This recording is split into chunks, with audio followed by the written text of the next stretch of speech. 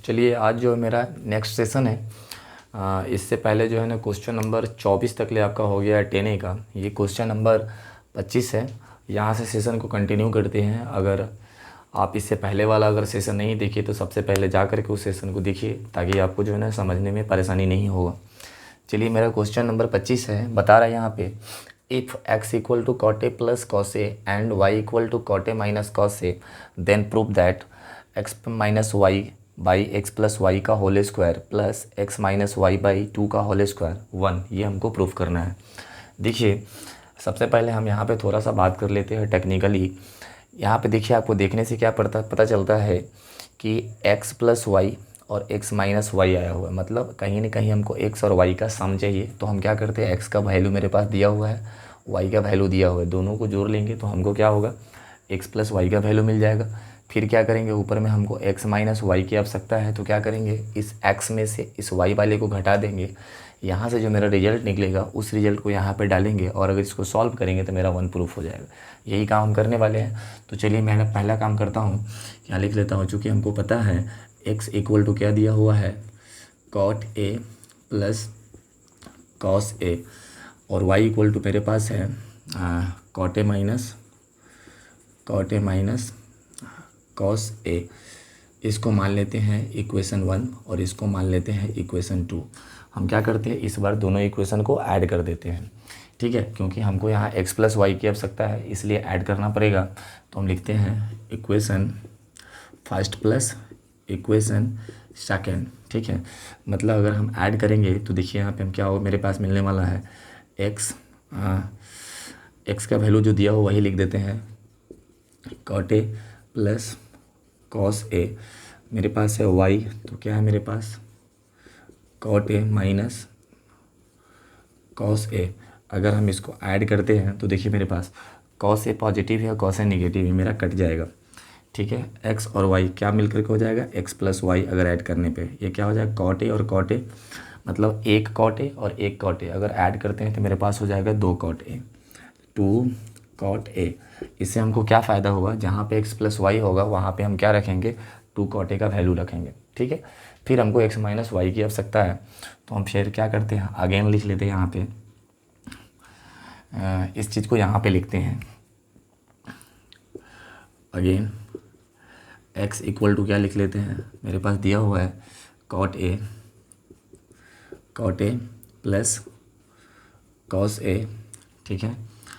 Next मेरे पास है y का value cot A minus cos A, लिख लेते हैं cot A minus cos A, ठीक है। यहाँ पे भी क्या करते हैं, इक्वेशन 1 है, जिस तरह से 1 2 माने हैं इसी तरह इसको 1 मान लेते हैं, इसको 2 मान लेते हैं, इसको 1 मान लेते हैं और इसको मान लेते हैं 2। फिर लिखते हैं, चूँकि इक्वेशन 1 माइनस हम क्या करते हैं, इक्वेशन 2 को हम करते हैं, ठीक है। तो हमको लिखना पड़ेगा x equal to cot A plus cos A, फिर y इक्वल टू लिखना पड़ेगा cot A minus cos A.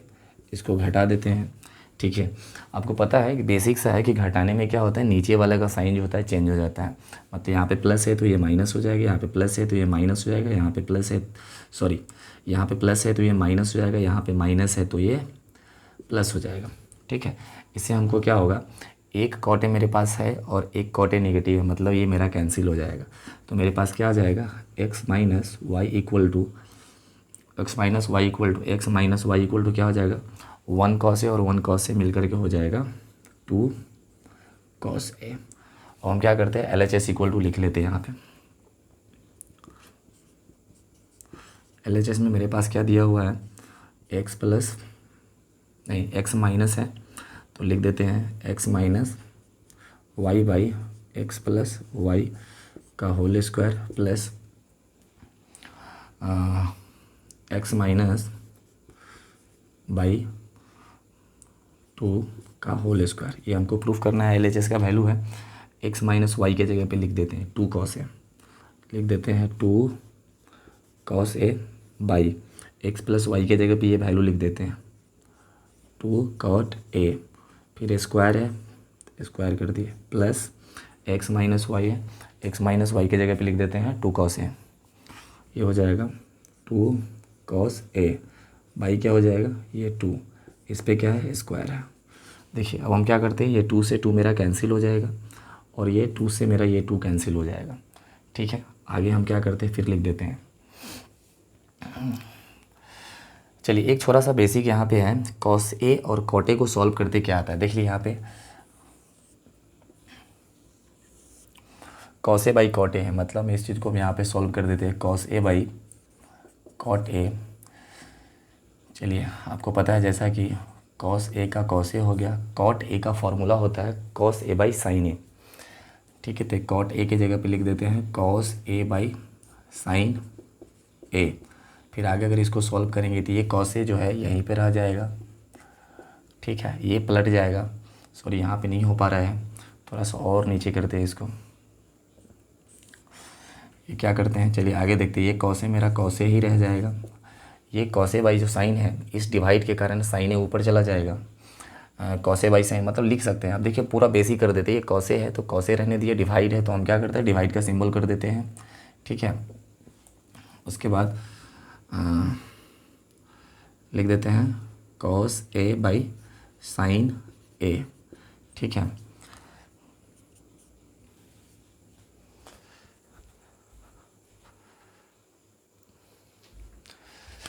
ठीक है, देख लिए वहाँ से कि दिख रहा है कि नहीं। देखिए कॉस ए का कॉस ए रहने बाई डिवाइड है, कॉस ए बाई साइन ए है, तो मेरे पास क्या हो जाएगा, कॉस ए ऊपर में चला जाएगा sign A by cos A.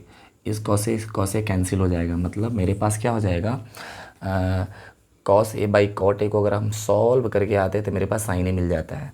मतलब अब हम क्या करते थे, cos A by cot A को हम क्या लिखते हैं, cos A by cot A को लिख देते हैं साइन ए, साइन ए। ठीक है, उस पर स्क्वायर है तो स्क्वायर कर देते हैं, प्लस इस कॉस ए का स्क्वायर है, मतलब यहाँ पे भी लिख देते हैं कॉस ए। और जैसा कि आपको पता है ये क्या हो गया, साइन स्क्वायर ए हो गया प्लस कॉस स्क्वायर ए हो गया। आपको पता है कि sine square theta plus cos square theta का वैल्यू 1 होता है। इसी तरीके से sine square A plus cos square का ए का वैल्यू आपको क्या मिल जाएगा, तो 1 मिल जाएगा। और हमको प्रूफ भी यही करना था। दूसरी बात, अगर आपको यहाँ पे नहीं समझ में आया होगा तो एक बार फिर से हम यहाँ पे थोड़ा जगह कम था इसीलिए थोड़ा सा प्रॉब्लम कहीं हो गया होगा, हम इस चीज़ को यहाँ पे सॉर्ट आउट कर देते हैं। ठीक है, किस चीज़ को, तो यहाँ पे देखिए x माइनस वाई का वैल्यू ये डाले हैं, x प्लस वाई का वैल्यू ये डाले हैं, प्लस का ये प्लस है, x माइनस वाई का वैल्यू जो मेरे पास ये है 2 कॉस ए डाल दी है, 2 से 2 कैंसिल हो गया, यहाँ पे भी 2 से 2 कैंसिल हो गया, मतलब cos A by cot A है। इसके जगह पे हम क्या लिख दिए हैं, इसके जगह पे साइन ए लिखे हैं। ठीक है, और इसका स्क्वायर है तो स्क्वायर लिखे हैं, प्लस का ये प्लस है और एक कॉस ए है तो कॉस ए लिखिए, स्क्वायर है तो स्क्वायर है।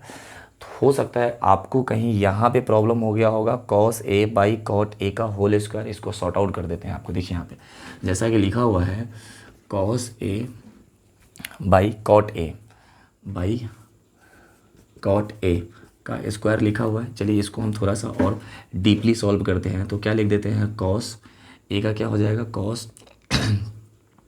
कॉस ए ही लिख रहने देते हैं बाई इस कॉट ए का जो फार्मूला होता है, कॉट थीटा का फार्मूला होता है कॉस थीटा बटे साइन थीटा। इसी तरीके से कॉट ए का फार्मूला हो जाएगा कॉस ए बाई साइन ए, तो लिख दिए कॉस ए बाई साइन ए। ठीक है, फुल बेसिक है यहाँ पे। देखिए कॉस ए का हम कॉस ए लिख दिए, ठीक है, ये डिवाइड दिया हुआ है तो हम डिवाइड कर दिए। उसके बाद क्या है, कॉस ए बाई साइन ए है तो लिख देते हैं कॉस ए बाई साइन ए। ठीक है, उसके बाद फिर आगे चलते ये कॉस ए रहने देते हैं। आपको पता है कि डिवाइड होने के बाद पलट जाता है तो साइन ए ऊपर चला जाएगा और नीचे में हो जाएगा आपके पास कॉस ए आ जाएगा, साइन ए ऊपर कॉस ए नीचे। देखिए कॉस ए से कॉस ए कैंसिल हो गया तो आपके पास क्या आया, साइन ए आया। तो हम क्या किए हैं, cos A by cot A की जगह पे साइन ए आया है। इसी तरीके से cos A by cot A की जगह पे साइन ए, मतलब साइन ए यहाँ रख लिए हैं। और ये कॉस ए है तो कॉस ए, स्क्वायर है तो स्क्वायर है, यहाँ पे भी स्क्वायर है तो स्क्वायर है।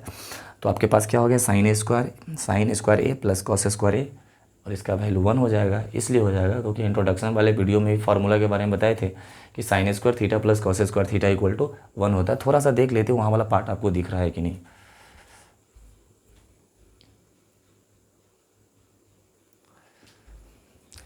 हाँ, जैसा कि आपको यहाँ वाला पार्ट दिख रहा है, हम देखे हैं कि वहाँ से वीडियो यहाँ पे आ रहा है सही से कि नहीं। तो यहाँ वाला दिख रहा है। इस तरीके के क्वेश्चन में अगर आपको कहीं भी प्रॉब्लम होगा तो आप हमें कमेंट करके बताएंगे। और ये ह्यूमन नेचर है कि हम लोगों के द्वारा भी गलती हो सकता है और किसी के द्वारा भी हो सकता है। अगर कहीं पे किसी क्वेश्चन में एरर हुआ होगा तो आप हमें कमेंट करके बताएंगे, उस चीज़ को हम दोबारा सुधारेंगे और फिर से नया वीडियो को अपलोड करेंगे। ठीक है, चलिए मेरा क्वेश्चन नंबर 25 है। अब हम क्वेश्चन नंबर 26 को लेके आते हैं। ठीक है,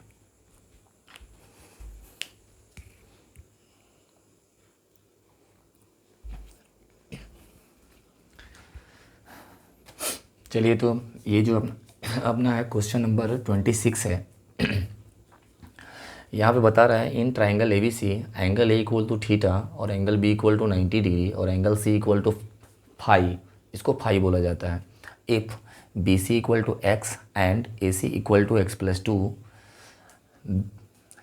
टू है तो फाइंड द वैल्यू ऑफ, मतलब वैल्यू निकालना है। आपके पास 3 क्वेश्चन दिया हुआ है। एक है root under x plus 1 cot phi, दूसरा है x cube plus x square का root under into tan theta, third question आपके पास है कॉस थीटा।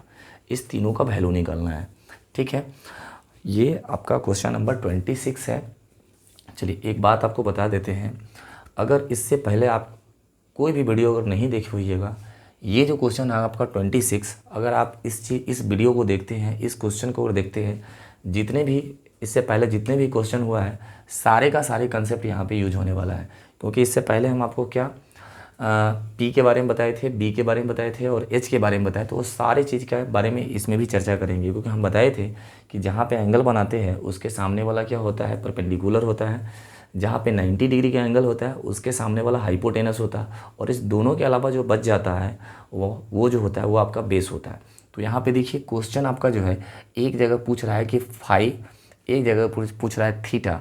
मतलब एक ही ट्रायंगल में 2 जगह एंगल बन रहा है, एक जगह थीटा बन रहा है, एक जगह फाई बन रहा है।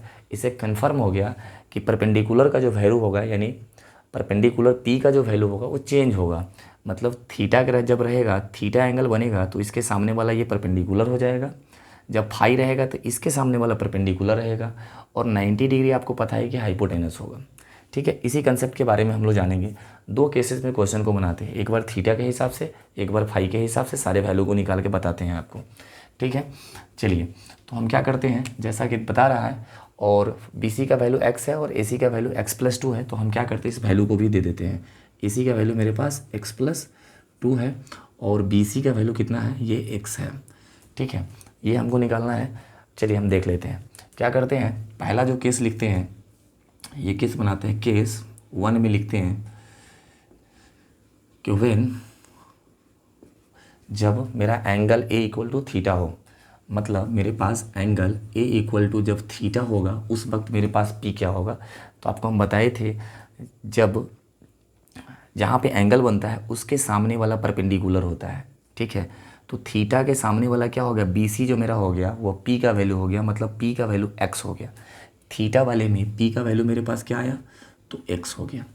और आपको ये भी पता है कि 90 डिग्री के सामने वाला हाइपोटेनस होता है, मतलब एच का वैल्यू मेरे पास एक्स प्लस 2 हो गया। तो लिख देते हैं एच का वैल्यू मेरे पास हो गया एक्स प्लस 2। और आपको पता है कि पी और एच के अलावा जो बच जाएगा वो मेरा बेस होगा। तो आप बताइए, पी मेरे पास ये हो गया, इसके 90 डिग्री के सामने ये एच हो गया, इसका मतलब ये जो हो गया ए बी मेरा क्या हो गया, बेस हो गया। तो यहाँ पे हम लिख देते हैं ए बी लिखते हैं पहले और उसके बाद लिख देते हैं बेस। बेस के लिए हम लिख देते ताकि आपको ध्यान भी रहेगा, बी का वैल्यू आपको निकालना है।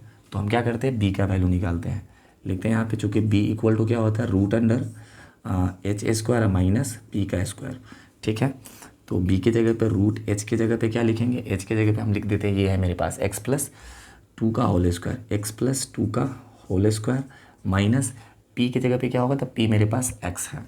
ठीक है, उसके बाद देखिए यहाँ पे ए प्लस बी का होल, सॉरी यहाँ पे स्क्वायर छूट गया, स्क्वायर दे देते हैं। यहाँ पे जो है ए प्लस बी का होल स्क्वायर डाल लीजिए, यहाँ पे एक्स स्क्वायर है ये छोड़ देना है, उसके बाद सॉल्व करना है।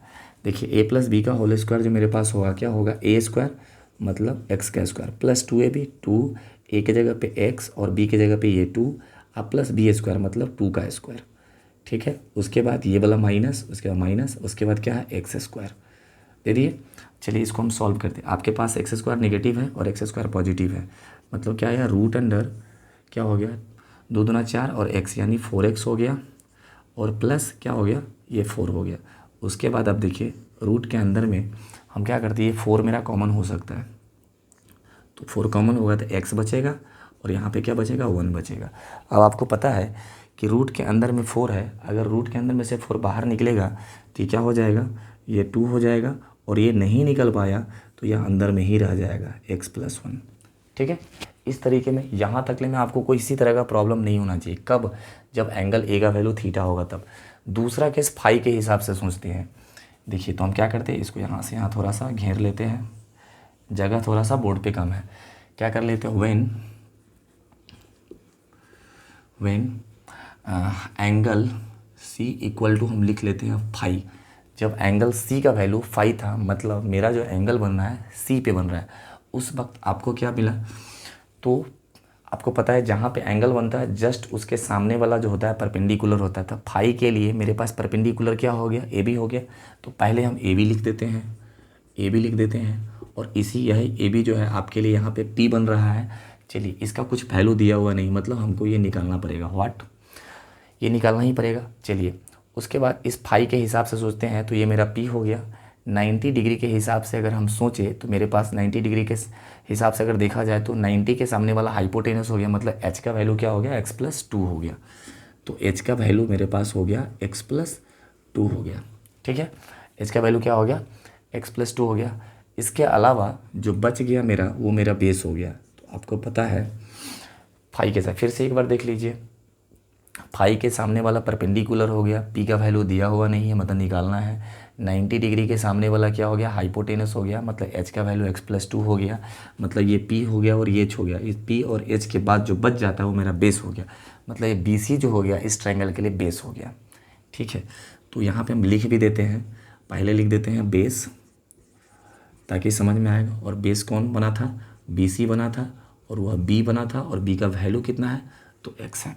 आपको पता है B का वैल्यू x है, h का वैल्यू दिया हुआ है, मतलब P का वैल्यू हमको निकालना है। तो हम यहाँ पे क्या लिखते हैं, P equal to root under ये होता है h² माइनस B²।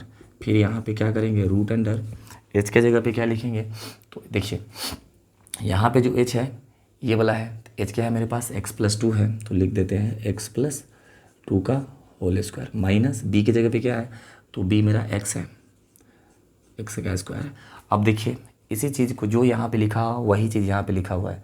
जब इसको सॉल्व किए तो मेरे पास क्या आया है, 2 रूट अंडर x+1, यहाँ भी वही आएगा। फिर भी हम सॉल्व कर देते हैं। चलिए रूट अंडर क्या लिखते हैं, ये हो जाएगा a+b का होल स्क्वायर, मतलब a² plus b² plus 2ab, 2a के जगह पे x और b के जगह पे क्या चला जाएगा, 2, और उसके बाद क्या लिखेंगे, माइनस x² दिया हुआ है तो x²। ठीक है, उसके बाद देखिए ये x² से x² मेरा कैंसिल हो जाएगा। रूट अंडर क्या हुआ, ये हो गया 2 का स्क्वायर 4 हो गया, प्लस 2 दूना 2 और 2 को मल्टीपल करेंगे 4x।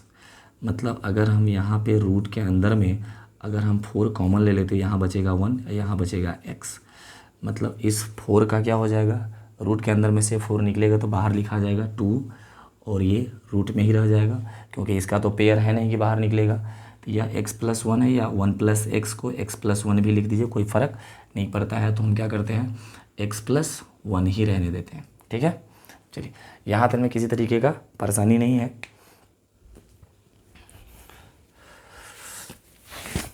ठीक है, नेक्स्ट जो है अब हमको क्या करना है, वैल्यू निकालना है। वैल्यू क्या निकालना है, तो हमको निकालना है फर्स्ट क्वेश्चन है ना। अब यहाँ से हम आपका क्वेश्चन बनाते हैं।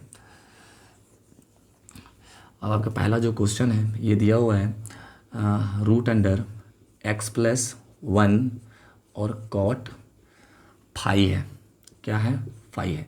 तो लिखते हैं रूट अंडर x+1, और आपको पता है कि कॉट थीटा का वैल्यू होता है b/p। ठीक है, तो यहाँ पे कॉट फाई का वैल्यू भी होगा b/p, तो b/p तो b/p लिख देते हैं। ठीक है, root under x+1 into B की जगह पे क्या होगा, फाई वाले केस में जाएंगे, फाई वाले केस में b मेरे पास क्या है, x है, तो लिख दिए x। उसके बाद p क्या है, तो यहाँ पे हमारा p देखिए p निकल के आया है, p यहाँ पे कितना है, 2 root under x+1, 2 root under x+1। इससे क्या होगा, मेरा ये कट गया, तो मेरे पास जो बचा क्या वैल्यू बचा, x/2, ये मेरा आंसर हो गया। ठीक है, नेक्स्ट क्वेश्चन आपके पास क्या है? थर्ड क्वेश्चन आपके पास ये है, सॉरी सेकंड क्वेश्चन आपके पास ये है। तो सेकंड क्वेश्चन को हम क्या करते हैं, यहाँ पे बना देते हैं। सेकंड क्वेश्चन को यहाँ पे बनाते हैं। सेकंड क्वेश्चन है x³ + x² into tan theta. ठीक है, चलिए तो हम क्या करते हैं, रूट के अंदर में जो है x² कॉमन ले सकते हैं। x³ + x² है तो क्या होगा, मेरा x² कॉमन हो जाएगा। तो हम क्या करते हैं, x² कॉमन ले लेंगे तो क्या बचेगा, यहाँ पे x बचेगा प्लस, और यहाँ पे क्या बचेगा, 1 बचेगा, लिख दिए। उसके बाद क्या है मेरे पास, tan थीटा है। चलिए हम फिर से लिखते हैं। दूसरी बात देखिए, रूट के अंदर में x² तो बाहर क्या निकल जाएगा, x निकल जाएगा। ठीक है, x² है मतलब x 2 बार है तो एक बार बाहर निकल जाएगा। तो मेरे पास क्या आ जाएगा, x बाहर आ जाएगा। ये x+1 नहीं निकल पाया तो रहने दिए x+1, और tan थीटा का वैल्यू होता है p/b। ठीक है, उसके बाद चलिए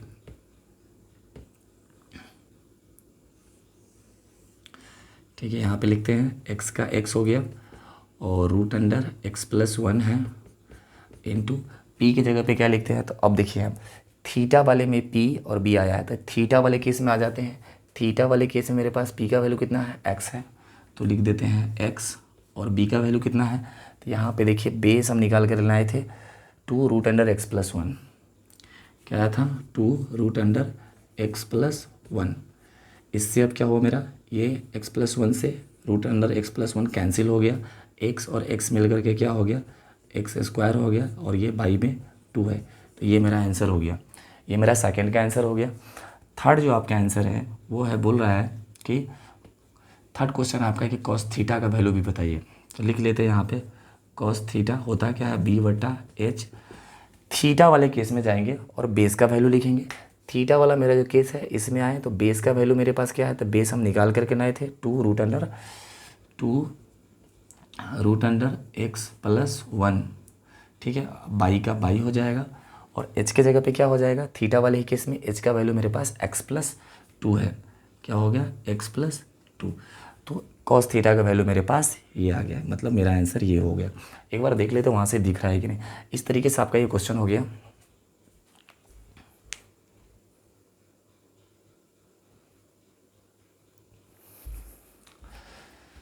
चलिए बोर्ड पे ये प्रॉपर दिख रहा है। थोड़ा सा लंबा क्वेश्चन था, हमको लगा कि हो सकता है कहीं नहीं दिखेगा, लेकिन ये दिख रहा है। तो आप एक बार फिर से इस क्वेश्चन को देख लीजिए। क्वेश्चन इस तरीके से दिया हुआ था कि in triangle ABC, angle A पे थीटा था, B पे 90 डिग्री, C पे फाई था, BC का वैल्यू x दिया हुआ था, AC का वैल्यू x+2 दिया हुआ था। फाइंड द वैल्यू निकालना था √x+1 cot थीटा, दूसरा था x³ + x² का √tan थीटा, दूसरा था मेरे पास, तीसरा जो क्वेश्चन था मेरे पास cos थीटा था। ठीक है, तो इस तरीके से हमको क्या पता चला था कि यहाँ 2 एंगल बन रहा है, एक तो फाई का वैल्यू ले रहा है, एक थीटा है।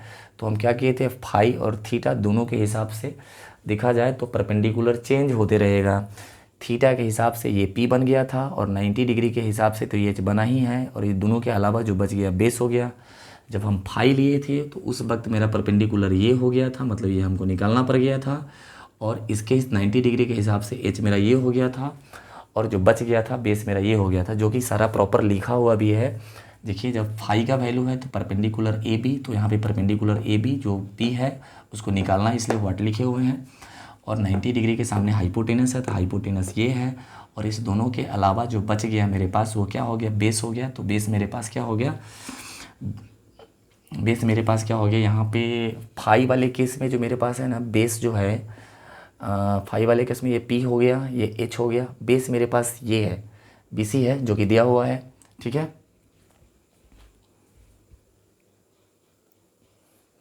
क्लियर है, आपका दिख रहा है वहाँ से। वही चीज़ को देख रहे हैं कि वहाँ से दिख रहा है कि नहीं। तो देखिए आपको जैसे कि पता है कि फाई वाले के सामने, फाई जब एंगल फाई बना था उसके सामने वाला ये आपका परपेंडिकुलर रह गया, मतलब पी का वैल्यू ए बी हो गया, परपेंडिकुलर पी का वैल्यू ए बी हो गया, जो कि हमको निकालना है। 90 डिग्री के सामने हाइपोटेनस होता है, मतलब एच का वैल्यू मेरे पास x+2 है।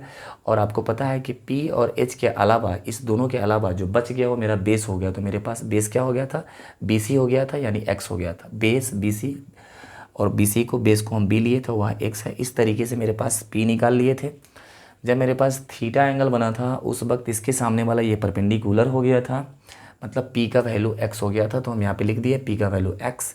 90 डिग्री के सामने वाला हाइपोटेनस हो गया, तो हाइपोटेनस का वैल्यू h का वैल्यू मेरे पास ऑलरेडी ये x+2 हो गया। और आपको पता है थीटा के हिसाब से ये p हो गया और 90 के हिसाब से h हो गया। तो इसके अलावा जो मेरे पास बच गया ए बी, वो मेरा बेस हो गया। तो यहाँ पे लिखा हुआ है A B equal to base, जिसको हम बी लिए हैं, हमको निकालना है इसलिए व्हाट का साइन दिए हुए हैं। तब यहाँ से हम बेस निकाल लिए हैं। और उसके बाद जो है ना, मेरा जिस तरीके का क्वेश्चन पूछा है, √x+1 है, cot फाई है, तो हम क्या किए हैं, cot theta equal to B by P होता है, तो cot फाई का वैल्यू भी बी बाई पी होगा। तो फाई वाले केस में जा करके बी और पी का वैल्यू डाले हैं, फाई वाले केस में आकर के बी और पी का वैल्यू डाले हैं, बी का वैल्यू x और पी का वैल्यू निकाल करके ये यहाँ पे डाल करके प्रॉपर सॉल्व कर लिए हैं। यहाँ पे जो है थीटा वाले में जा करके tan थीटा का वैल्यू p बाई बी होगा। तो थीटा वाले केस में आकर के, थीटा वाले केस में p का वैल्यू मेरे पास क्या है, x है, तो हम यहाँ पे x लिए थे। और b का वैल्यू मेरे पास क्या था, b का वैल्यू हम निकाले थे 2√x+1। और उसके अलावा आपको पता है कि ये मल्टीपल था इधर वाला, तो इधर वाला ये आपके पास ये मल्टीपल है। सॉल्व करने के बाद आपके पास ये बचा कॉस थीटा। थीटा के केस में जाकर के बी और एच का वैल्यू डालेंगे, बी का वैल्यू ये हो गया, एच का वैल्यू ये हो गया। इस तरीके से आपका क्वेश्चन नंबर 26 कंप्लीट हो गया। थोड़ा सा लॉन्ग वीडियो रहा होगा, कंसेप्चुअल क्वेश्चन था, इसीलिए इसको थोड़ा ज़्यादा समझाया। अगर इससे पहले नहीं देखे होइएगा तो इंट्रोडक्शन वाले वीडियो में जाके देखिए, तो इसी चीज़ के बारे में बताए हैं कि परपेंडिकुलर और बेस जो है ना आपस में चेंज होते रहता है। थीटा के लिए परपेंडिकुलर अलग है, थीटा के लिए परपेंडिकुलर ये है, और फाई के लिए परपेंडिकुलर ये है। तो आपको पता चल गया कि परपेंडिकुलर चेंज भी हो गया। जब परपेंडिकुलर चेंज हो गया तो बेस भी चेंज हुआ, और हाइपोटेनस 100% दोनों केसेस में सेम ही है, क्योंकि 90 के सामने वाला हाइपोटेनस होता है। ठीक है,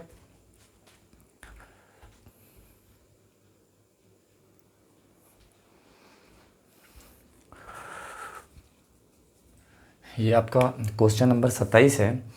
बता रहा है कि if cot a + 1/cot a = 2, तो find the value of cot² a + 1/cot² a का वैल्यू क्या होगा। तो इसका वैल्यू हमको निकालना है। तो आप देखिए, आपको यहाँ पे सबसे पहले जो निकालना है उसके बारे में थोड़ा सोचा कीजिए। जब भी ट्रिगो पर हैं तो क्या निकालना है उसके बारे में सोचना है। cot² a + 1/cot² a, ये कहाँ से आएगा। अगर हम क्या करते हैं इस क्वेश्चन में, अगर हम स्क्वायरिंग एंड बोथ साइड कर देंगे तो कहीं ना कहीं इस पे क्या हो जाएगा, स्क्वायर आ जाएगा, और इस 2 पे स्क्वायर आ जाएगा। तो इधर 4 हो जाएगा, इधर क्या हो जाएगा, a + b का होल स्क्वायर हो जाएगा। जब मेरे पास a² बनेगा तो cot² हो जाएगा, जब b² बनेगा तो 1/cot² a हो जाएगा। तो कहने का मतलब आ गया, मतलब cot² a + 1/cot² a आ गया। आगे की बात को छोड़ दीजिए कि आगे क्या होने वाला, आगे सॉल्व करेंगे, जो आएगा वो वैल्यू आ जाएगा। ठीक है, तो हम क्या करते हैं, यहाँ पे लिख लेते हैं, चूँकि लिखते हैं cot a + 1/cot a का वैल्यू जो है ना 2 दिया हुआ है, तो हम लिखते हैं स्क्वायर एंड बोथ साइड्स। ठीक है, बोथ साइड, दोनों तरफ हम क्या करते हैं, वर्ग करने पर, मतलब स्क्वायर करने पर हम क्या लिखते हैं, यहाँ पे लिख देते हैं cot a + 1/cot a का ये हो जाएगा होल स्क्वायर, और यहाँ पे हो जाएगा 2 का होल स्क्वायर, a + b का होल स्क्वायर। आपको पता है अगर a + b का होल स्क्वायर अगर नहीं मालूम भाई, ये भी देख लो, a² + b² + 2ab होता है। इसमें किसी तरीके का कॉम्प्रोमाइज़ नहीं होना चाहिए कि ये कहाँ से आया। ठीक है, तो a² के लिए हमको क्या करना होगा, cot a का होल स्क्वायर करना होगा, प्लस b², मतलब 1/cot a का होल स्क्वायर करना होगा। अब प्लस नेक्स्ट मेरे पास है 2ab है, तो लिख दिए 2a के जगह पे क्या जाएगा, cot a जाएगा, cot a जाएगा, इंटू b के जगह पे क्या जाएगा, तो 1/cot a जाएगा, 1/cot a जाएगा। उसके बाद क्या है, मतलब इसको जो सॉल्व किए तो यहाँ तक गए, उसके बाद इक्वल टू है, तो इक्वल टू 2, और 2 का स्क्वायर कितना हो जाएगा, तो 4 हो जाएगा। ठीक है।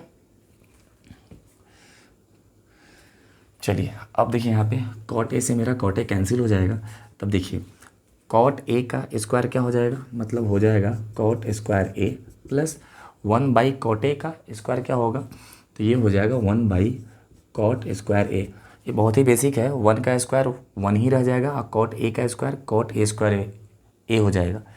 प्लस में क्या है, यहाँ पे 2 है क्योंकि कैंसिल हो चुका है, 2 × 1 करेंगे 2 ही रह जाएगा, इक्वल टू के उधर 4 है। अब हमको क्या निकालना है, आपको पता है कि cot square A plus 1 by cot square A का वैल्यू, तो हम क्या करते हैं इसको रख लेते हैं, इसको उधर भेज देंगे तो 4 में से 2 जाएगा, तो इसका आंसर 2 हो जाएगा। चलिए कैसे होगा तो देख लीजिए, यहाँ पे cot square A plus 1 by cot square A 4 है, ये उधर गया तो -2, तो मेरे पास अब जो हो गया, इसीलिए यहाँ लिखते cot square A plus 1 by cot square A 1 by cot square A और 4 इक्वल टू है, इक्वल टू ये वाला इक्वल टू 4 में से 2 गया तो मेरे पास 2 आ गया। इसी तरीके से इसका आंसर क्या हो जाएगा, 2 हो जाएगा। ऐसा कर लेते हैं, ये जो है ना, इसके बाद जो है ना मेरा ये स्टेप आया है, इसके बाद का स्टेप मेरे पास ये है, कॉट स्क्वायर ए का cot square A 1 by cot square का 1 बाई कॉट स्क्वायर ए, 4 में से 2 गया तो 2 बच गया, ये आपका आंसर हो गया। कोशिश ये रहता है कि आपका 30 मिनट से ज़्यादा के वीडियो नहीं रहे। क्वेश्चन थोड़ा सा लंबा था इसीलिए 3 ही क्वेश्चन में 30 मिनट चला गया है, नहीं तो 3, 4 या 5 क्वेश्चन ही होता। ठीक है, चलिए मेरा 27 तक है, नेक्स्ट क्लास में क्या होगा ये ख़त्म कर दिया जाएगा इस चैप्टर को। 4-5 वीडियो में चल रहा है, बहुत लंबा हो गया थोड़ा सा। चलिए ठीक है, अगर इसमें किसी भी प्रकार का परेशानी होगा तो आप हमें कमेंट में करके बताएंगे, कमेंट के थ्रू, ताकि समझने में आपको किस तरीके का कंसेप्ट आसान है या हार्ड है, मेरा लैंग्वेज किस तरीके की, सारी चीज़ों के बारे में आप हमें कमेंट करके बताएंगे। ठीक है।